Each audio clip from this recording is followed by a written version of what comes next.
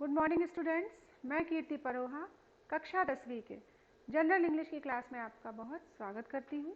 बच्चों, आज हम पढ़ने जा रहे हैं आपके पाठ्यक्रम के अनुसार सेक्शन डी में टेक्सटुअल पार्ट में lesson number 8 one step ahead, एक कदम आगे। ये जो लेख है ये हमारे देश के पूर्व राष्ट्रपति महामहिम अब्दुल कलाम जी ने लिखा है, जो कि इनका एक बहुत ही ज़्यादा प्रेरणादायी लेख है। और इसमें उन्होंने जब वो युवावस्था में थे उस समय के जो व्यवधान थे, किस प्रकार उनको प्रेरणा मिली, किस प्रकार उनको ईश्वरीय शक्ति से साक्षात्कार के अनुसार उनने प्रेरणा प्राप्त की और अपने जीवन को आगे बढ़ाया, उसी को समर्पित ये लेख है। मुझे आशा है कि ये सिर्फ आप इसे एक लेसन के कारण नहीं पढ़ेंगे, बल्कि इसको अपने जीवन में आगे बढ़ने के लिए मार्गदर्शक के रूप में भी प्रयुक्त करेंगे। तो चलिए बच्चों, शुरू करते हैं lesson number 8 one step ahead. Lesson शुरू करने के पहले आप सभी बच्चे अपनी टेक्स्ट बुक निकाल लें। जो प्रोनाउंसिएशन यहाँ कर रहे हैं उनको अच्छे से उच्चारित करने की कोशिश करें। जो वर्ड मीनिंग्स यहाँ पे दिए हुए हैं उनको साथ में नोट भी करते चलें, ताकि आपको बहुत अच्छे से याद रहेगा। मैं यहाँ पर आपको उसी लाइनों के अंतर्गत वर्ड मीनिंग्स देती हूँ ताकि आप उसको भूलें ना। अलग से आप नोट कर लेते हैं, फिर बाद में जब लेसन पढ़ते हैं तो वो चीज़ आपको समझ में नहीं आती है। चलिए शुरू करते हैं बच्चों। Through the window of the compartment I watch the country side slip past from a distance the man in the field in their white dhotis and turbans and the women folk in bright splashes of color against the green background of paddy fields seemed to inhabit some beautiful paintings. I sat glued to the window. Almost everywhere people were engaged in some activity which had a rhythm and tranquility about it. Men driving cattle, women fetching water from streams. Occasionally, a child would appear and wave at the train. अब देखते हैं, उन्होंने कहा कि जो अब्दुल कलाम आज़ाद थे वो क्या कर रहे थे, ट्रेन में सफ़र कर रहे थे। तो वो विंडो ऑफ द कंपार्टमेंट में ट्रेन के डब्बे की खिड़की से वहाँ बैठे हुए थे और देख रहे थे कंट्री साइड यानी देहात या जो गांव की जो रेखा है, जो सीमा है, वो धीरे धीरे कैसी होती जा रही है, स्लिप होती जा रही है। क्योंकि जब ट्रेन चलती है तो बहुत सारे दृश्य वो सब कैसे हो जाते हैं, पास होते जाते हैं। फ्रॉम अ डिस्टेंस, दूर पर देखने पे ऐसा लग रहा था कि कुछ लोग, मैन यानी कुछ लोग, फील्ड अपने अपने खेतों में देयर वाइट धोती, सफ़ेद धोती पहने हुए और टर्बन यानी पगड़ी लगाए हुए, सफ़ेद धोती और पगड़ी लगाए हुए खेतों में काम कर रहे थे। साथ में उनके यहाँ की जो महिलाएं थी वो भी वहाँ पर काम कर रही थी। उसको देख के ऐसा लग रहा था, उस हरी हरी हरियाली, क्योंकि वो सीन था पैडी फील्ड अर्थात धान के खेत का। तो धान के खेतों में काम करते हुए सफ़ेद धोती और पगड़ी पहने जो लोग हैं, मनुष्य हैं वो, और वो महिलाएं भी हैं, वो भी ब्राइट कलर के कॉम्बिनेशन में काम कर रही थी वहाँ पे। तो ऐसा लग रहा था जैसे कि वो एक बहुत सुंदर पेंटिंग बना रही हैं। वो दृश्य कैसा लग रहा था, किसी एक बहुत सुंदर पेंटिंग का दृश्य नजर आ रहा था। I sat glued to the window. अब क्या होता है बच्चों, जब हम ट्रेन में सफ़र करते हैं और कोई ऐसे प्राकृतिक मनमोहक दृश्य नज़ारे रहते हैं तो अपन क्या होता है, जनरली खिड़की के पास बैठने की कोशिश करते हैं। और खिड़की के पास यदि बैठते हैं तो अपन बिल्कुल उसके पास सट के बैठ जाते हैं, ग्लूड यानी यहाँ पे चिपक के। तो उन्होंने कहा कि मैं उस खिड़की से चिपका रहा, क्योंकि वो इतने प्राकृतिक दृश्यों का आनंद ले रहे थे। ऑलमोस्ट एवरीवेयर, सभी जगह जो लोग थे, पीपल यानी लोग, एंगेज्ड इन सम एक्टिविटी, कुछ ना कुछ कार्य में व्यस्त दिखाई दे रहे थे।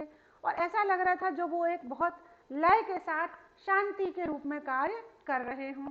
जैसे कुछ लोग क्या करते थे, मैन ड्राइविंग कैटल, कुछ लोग पशुओं को चरा रहे थे। विमेन, महिलाएं जो थी, फैचिंग वाटर फ्रॉम स्ट्रीम, छोटी छोटी नदियों से पानी भर रही थी। ओकेजनली, और कभी कभी ट्रेन चलती हुई ट्रेन में दूर से कोई बच्चा अपीयर होता था और उसी ट्रेन के समय हाथ हिलाता हुआ वापस भी हो जाया करता था। तो इतना सुंदर मनमोहक दृश्य जो था उस ट्रेन कंपार्ट से उनको दिखाई दे रहा था। सेकंड देखते हैं para. It is astonishing how the landscape changes as one moves northwards.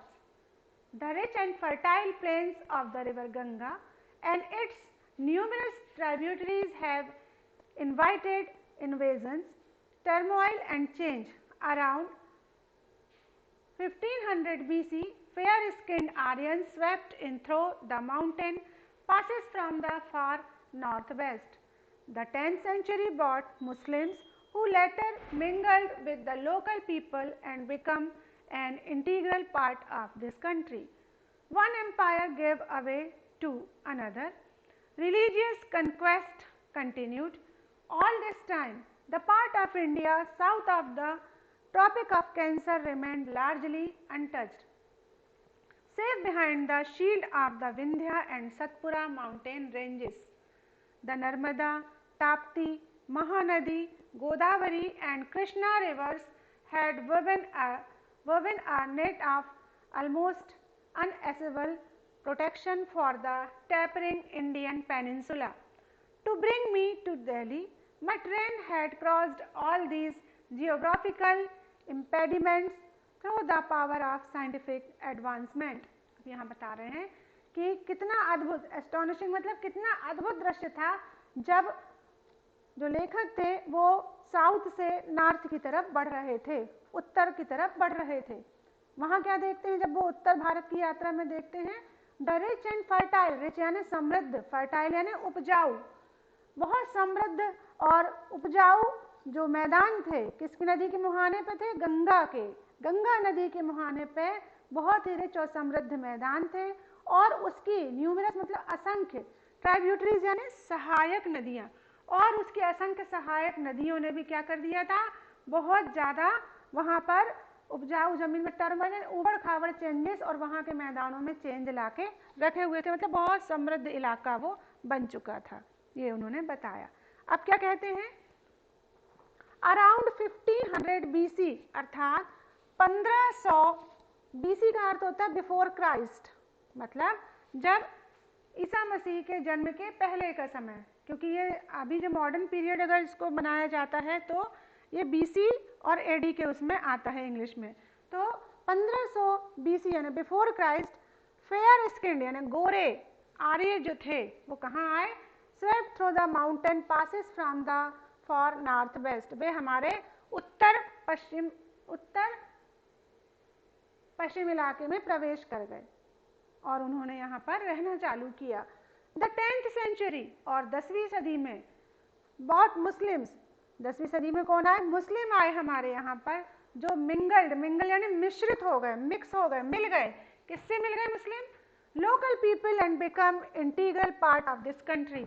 और 10वीं शताब्दी में मुस्लिमों के आने के बाद वो भी इस जगह, इस संस्कृति से आप मिश्रित हो गए और हमारे भारत का एक अभेद्य पार्ट बन गए।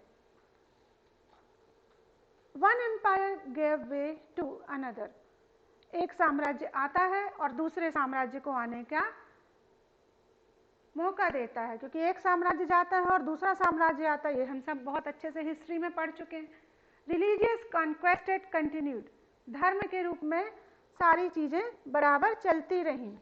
All this time the part of India south of the tropic of cancer remained largely untouched. इस समय भारत का जो उत्तरी छोर था, उत्तरी इलाका था, उत्तर भारत जो था वो इन सब से रहा, लेकिन जो उसका साउथ वाला पार्ट था यानी दक्षिण पार्ट जो था वो कैसा रहा, अनटच्ड यानी अनछुआ रह गया।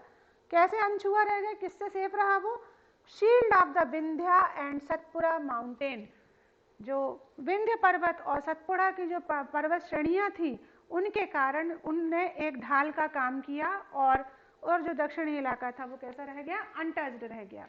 द नर्मदा, ताप्ती, महानदी, गोदावरी और कृष्णा नदियों ने क्या कर लिया, बहुत ज़्यादा अनएसेसेबल मतलब अभेद्य सुरक्षा प्रदान की ताकि भारतीय प्रायद्वीप को सुरक्षा मिल सके। तो ब्रिंग मी टू दिल्ली, अब ये सब बताने के बाद लेखक कहते हैं कि अब मैं कहाँ आया, दिल्ली आ गया। My train had crossed all these geographical impediments, मेरी जो ट्रेन थी उसने क्या किया, इन सारी चीज़ों को, इस भौगोलिक, जियोग्राफिकल यानी भौगोलिक, ये सारे भौगोलिक व्यवधानों को मेरी ट्रेन ने पार कर लिया। कैसे पार कर लिया? पावर ऑफ साइंटिफिक एडवांसमेंट, विज्ञान के इतने आधुनिकतम चीज़ों के कारण उस ट्रेन ने इन सारे भौगोलिक व्यवधानों को पार कर लिया। अब देखते हैं आगे लेखक क्या कहते हैं।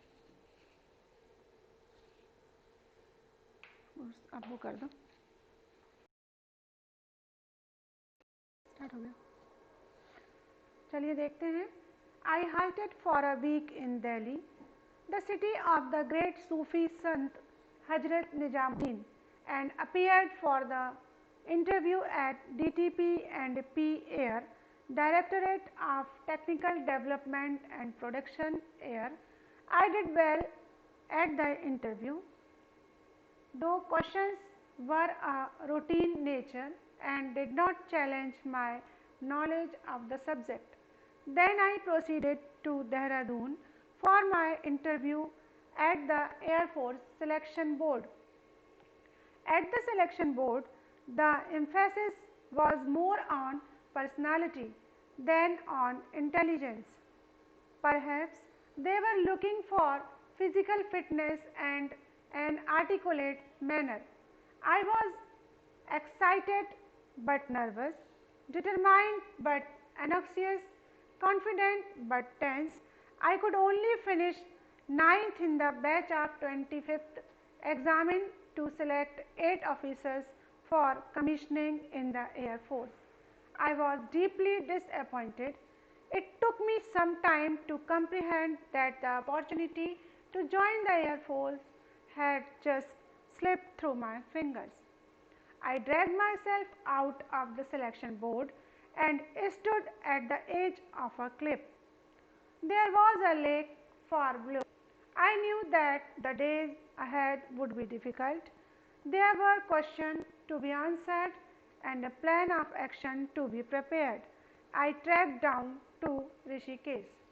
अब यहाँ लेखक कहते हैं कि I halted for a week in Delhi। अब जो लेखक हैं वो दिल्ली पहुँच चुके थे और वहाँ पर वो एक सप्ताह रुके। दिल्ली किसकी?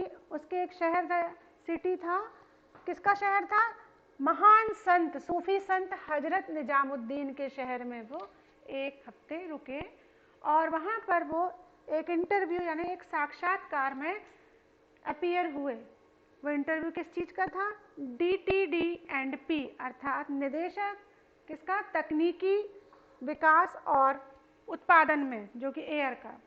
वहाँ उन्होंने बहुत अच्छा किया उस इंटरव्यू में। जो क्वेश्चंस पूछे गए वो रूटीन नेचर मतलब साधारण स्वभाव के क्वेश्चन थे और कोई भी क्वेश्चन जो थे वो उस लेखक की बुद्धिमत्ता को उसके सब्जेक्ट से रिलेटेड ज्ञान के बारे में नहीं पूछे गए। इसके बाद वो कहाँ गए?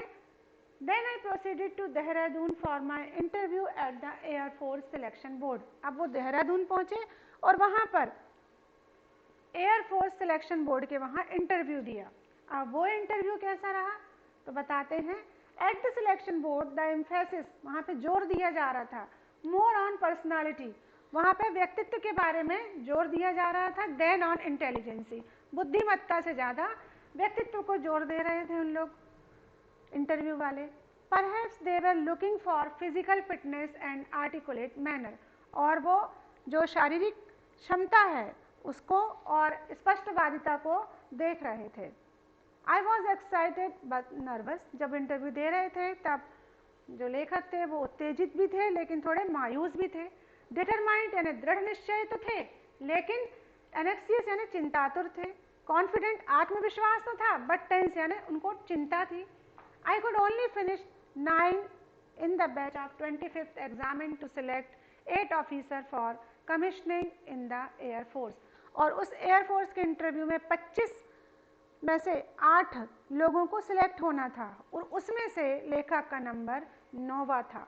इसका मतलब वो वहाँ पर सिलेक्ट नहीं हुए। आई वॉज डीपली डिसअपॉइंटेड, वो बहुत ही गहराई से क्या हो गए थे? निराश हो चुके थे। And took me some time to comprehend that the opportunity to join air force had just slipped through my fingers, और उन्हें लगा कि अब एयर फोर्स में सेलेक्ट होने की जो अवसर था वो मेरी उंगलियों से फिसल चुका, मतलब मैं वहाँ पर अब दोबारा सिलेक्ट नहीं हो पाऊँगा। देन लेखक ने क्या किया? क्या करना चाहिए उनको? Then I drag myself out of the selection board.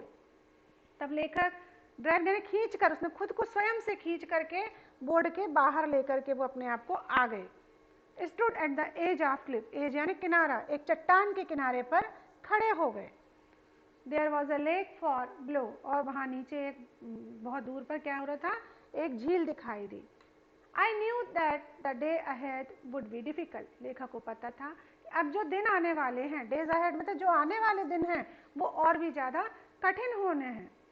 There were questions to be answered and a plan of action to be prepared, और बहुत सारे प्रश्नों के जवाब हैं और कुछ ऐसा प्लान उनको प्रिपेयर करना है जो उनके एक्शन यानी क्रियाकलापों को आगे गति दे सके। आई ट्रेक डाउन टू ऋषिकेश, वहाँ से चल करके यात्रा पर करके उन्होंने ऋषिकेश की यात्रा शुरू की। अब इसके बाद लेखक ने आगे क्या किया? क्या उन्होंने स्वयं को पीछे मान लिया अपने आप को, या उन्होंने आगे बढ़ने का कार्य किया? ये हम देखेंगे अपने नेक्स्ट वीडियो में। थैंक यू बच्चों।